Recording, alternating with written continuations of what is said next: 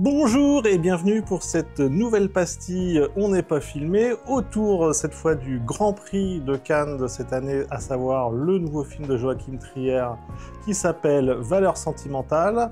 Et pour en discuter, je suis avec Joshua et Evan qui vont discuter avec moi du film, donc de ce drame familial norvégien. Voilà. Moi j'ai envie de commencer. Evan, t'as pensé quoi du film? on va attaquer comme ça, à l'attaque, directement dans le dur. C'est un film que j'ai plutôt bien aimé. Et en même temps, j'ai l'impression d'être un peu mitigé. Je trouve que c'est un bon film, mais qui, par rapport à sa réputation, par rapport au fait qu'il a gagné le Grand Prix à Cannes, je trouve qu'il manque quelque chose pour que ce soit vraiment un film marquant. Et ben je partage un peu son avis. C'est vrai que les retours à Cannes étaient dithyrambiques, le Grand Prix, parce que même avant qu'il y ait le Grand Prix, c'était vraiment, tout le monde le voyait comme la nouvelle Palme d'Or si on écoutait les spécialistes. Et c'est vrai que c'est vraiment un bon film en termes de mise en scène, en termes d'écriture, mais il manque ce petit truc qui fait que ça va là, droit au cœur, et il y va pas. Mais on voit le cinéma de Racard et d'If-sur-Mer qu'on embrasse. Ah oui, alors voilà, pour les fans normands, effectivement, il y a eu des scènes tournées, et toi, tournées en Normandie. Alors moi, je suis beaucoup plus mitigé, parce que je sais pas trop comment me positionner, pour tout vous dire. En fait, je sais pas trop si le réalisateur est totalement sérieux à tel point il est cliché.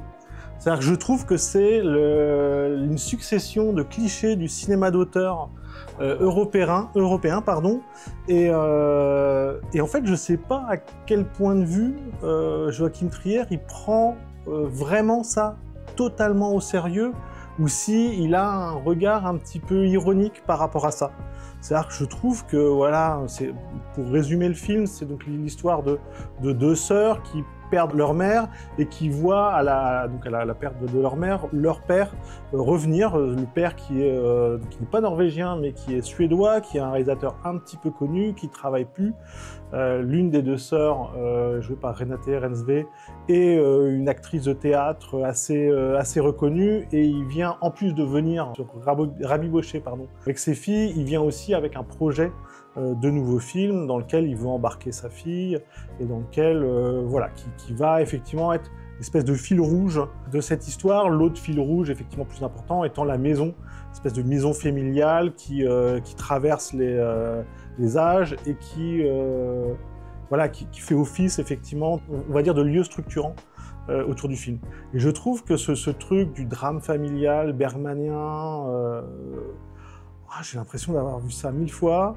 Moi, j'ai l'impression qu'il est tellement dans le cliché que ça peut pas être complètement sincère. Sincère, si, sans doute, mais complètement sérieux, en fait.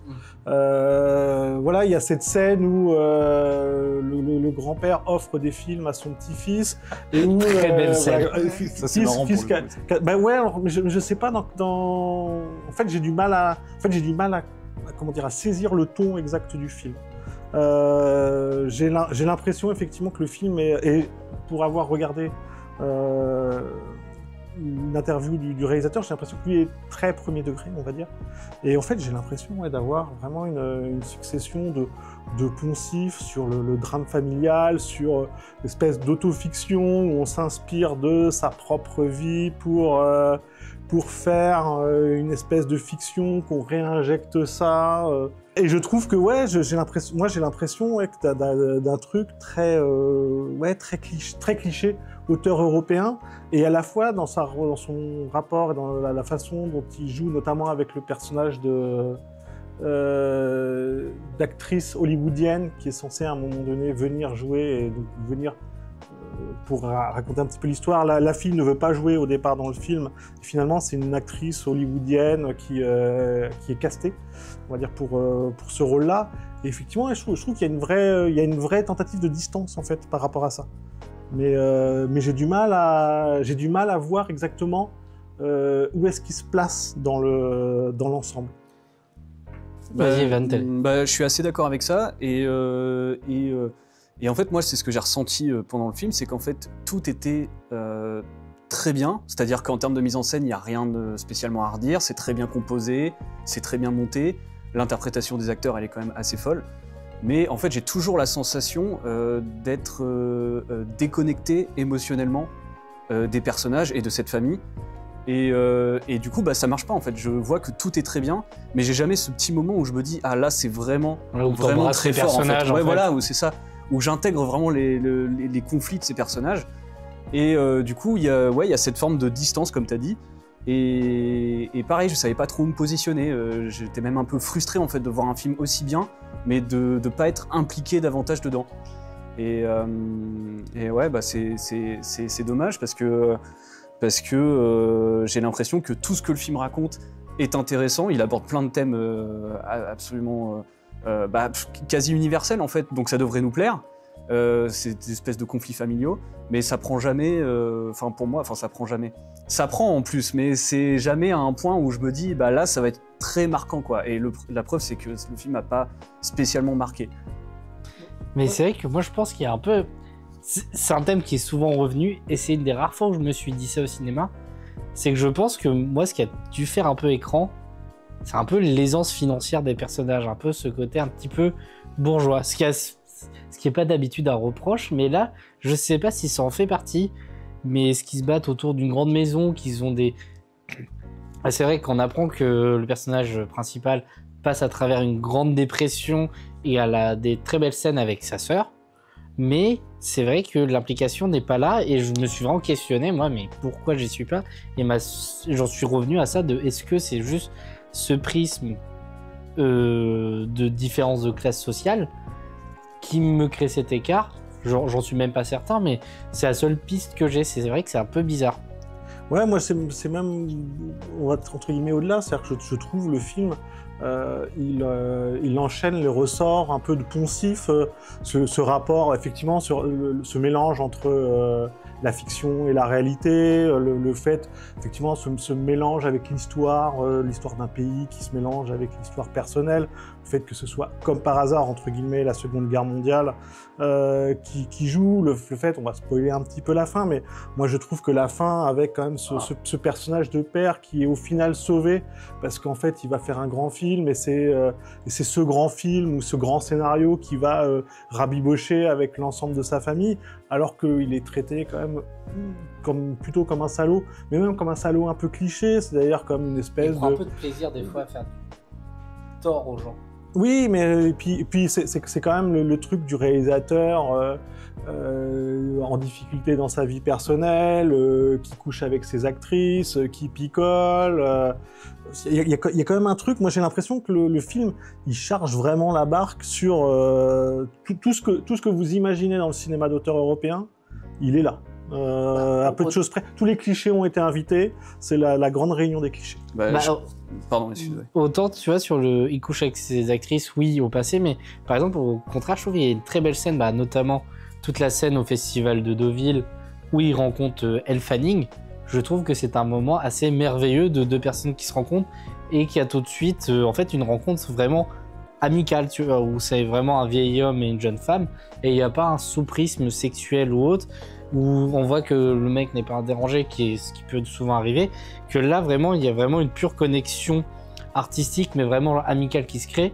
Et moi, c'est une des choses qui m'a beaucoup plu dans ce film, en fait, c'est vraiment la relation entre le père, joué par Stellan Skarsgård, et du coup par l'actrice américaine jouée par Elle Fanning, où il y a un truc où en fait tous les autres personnages sont un peu froids, et là dans cette relation-là, il y a quelque chose de très chaud et de très chaleureux, et qui se perd un peu en fait quand, si je peux spoiler, au bout d'un moment, Elle Fanning part du film, elle meurt pas, hein, juste à part, et c'est un peu dommage, et on retrouve plus cette étincelle-là.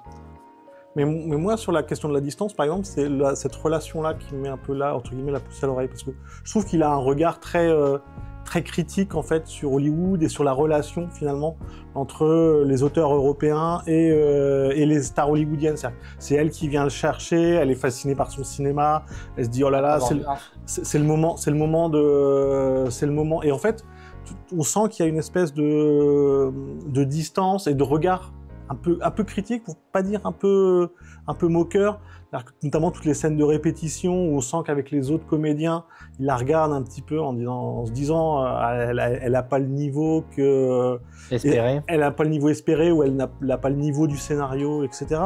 Et c'est là où je me disais tiens là il y a peut-être effectivement quelque chose d'un peu plus ironique qui est censé être approché.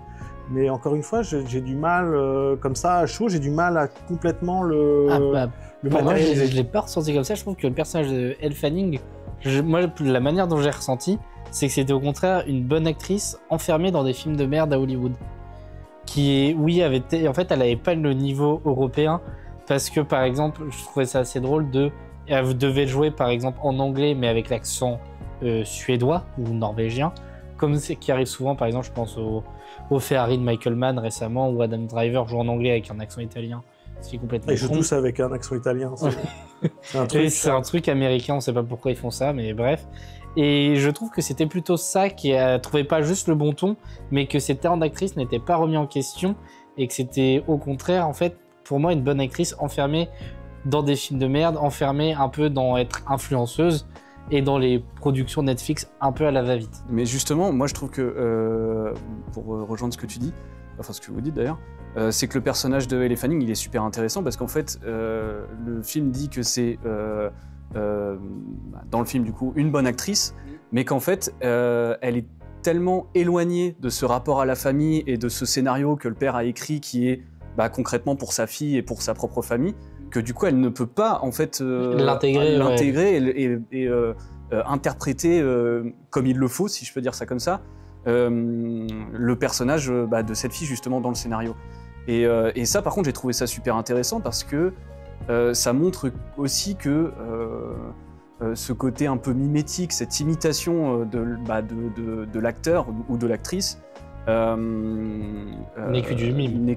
En fait, n'est que du mime. Et en fait, tu peux essayer. En fait, l'imitation, aussi perfectionniste soit-elle, aussi parfaite soit-elle, elle peut jamais remplacer la véritable incarnation, la véritable étincelle, qui est du coup la fille du père de Stellan Skarsgård, quoi.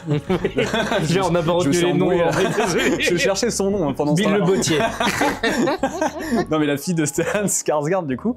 Et par contre, je trouve vraiment que les séquences entre Stellan Skarsgård et Elle Fanning, elles représentent vraiment ce côté, on ne peut pas connecter avec ce monde qui est déjà brisé, en fait, cette famille qui est déjà brisée. Et du coup, ça rejoint le truc avec l'art et le fait de dialoguer à travers l'art, parce que de toute façon, c'est une famille qui ne peut que communiquer par l'art, parce qu'ils sont incapables de communiquer entre eux. Et là, par contre, quand ça va vers ce côté-là, alors c'est un truc un peu cliché, je suis d'accord. Moi, j'ai eu du mal avec ce côté l'art, les personnages et l'art, et le fait de parler avec l'art, justement, parce que je trouve aussi que c'est un truc... L'art qui crée des ponts. L'art qui crée des ponts, ouais. Parce que je trouve que c'est un truc qu'on a beaucoup vu aussi, et qu'il n'y avait rien de neuf en soi. Mais en soi, comment le film le fait, il le fait plutôt très bien, quoi. Ouais, alors effectivement, le film, il le fait très bien, mais moi, j'aurais presque le truc inverse, c'est-à-dire qu'elle n'arrive pas à intégrer cette famille-là, elle n'arrive pas à intégrer la famille du cinéma d'auteur, et au final, quand il finit le film et qu'il est sur le tournage, finalement, on se rend compte qu'il tourne avec sa famille et avec les comédiens dont on imagine, auprès de notre film, nous sous-entend que c'est ses comédiens habituels. Finalement, il a repris ses techniciens dont tout le film laisse à penser qu'il va les laisser de côté parce que, comme lui, certains techniciens ont vieilli, etc. Donc effectivement, je trouve que ça dit presque un truc d'un cinéma qui... et en fait, effectivement, encore une fois, c'est là où je ne sais pas trop si le film... où le film se place, c'est-à-dire que je ne sais pas si le film est méta, je ne sais pas si le discours du réal, il est méta, en fait. Sur pour moi, il y a un peu quelque chose où le réalisateur s'est quand même adapté à la modernité d'aujourd'hui, et pour moi, peut-être aussi un peu grâce à Elle Fanning qui a un peu brisé une glace, parce qu'au bout d'un moment, le film, absolument, ils veulent tourner dans cette fameuse maison, et qu'au final, il est tourné en studio, et je pense qu'il y a, j'ai pas eu le temps d'y trop réfléchir, mais une sorte d'allégorie où même lui, au bout d'un moment, il a changé, il reste pas que dans ses idées.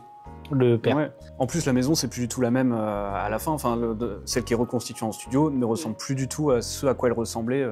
Ouais, mais ça, c'est le processus créatif. C'est-à-dire de la même manière qu'il dit, il passe son temps à dire l'histoire qui est racontée, c'est pas l'histoire de ma mère, mais dont on comprend effectivement que c'est influencé ou par ses origines, imaginé grâce à effectivement des événements réels qu'il a connus avec sa mère.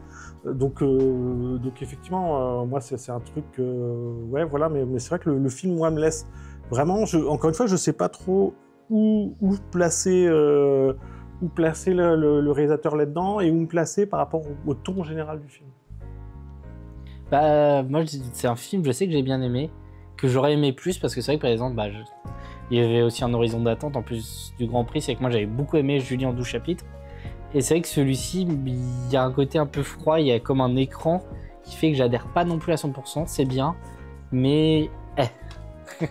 Ouais, je suis assez d'accord. Alors, mais plus, quand même, Oui, en ce qui oui. me concerne, mais c'est vrai que ouais, j'en attendais un peu plus, en fait, inconsciemment. Mais on en rediscutera un petit peu plus tard. Donc on va vous laisser, on va vous inviter à aller voir et à aller découvrir par vous-même Valeurs Sentimentales. Et on vous dit à très bientôt pour une prochaine pastille et pour le retour bientôt de l'émission. Merci d'avoir regardé jusqu'au bout.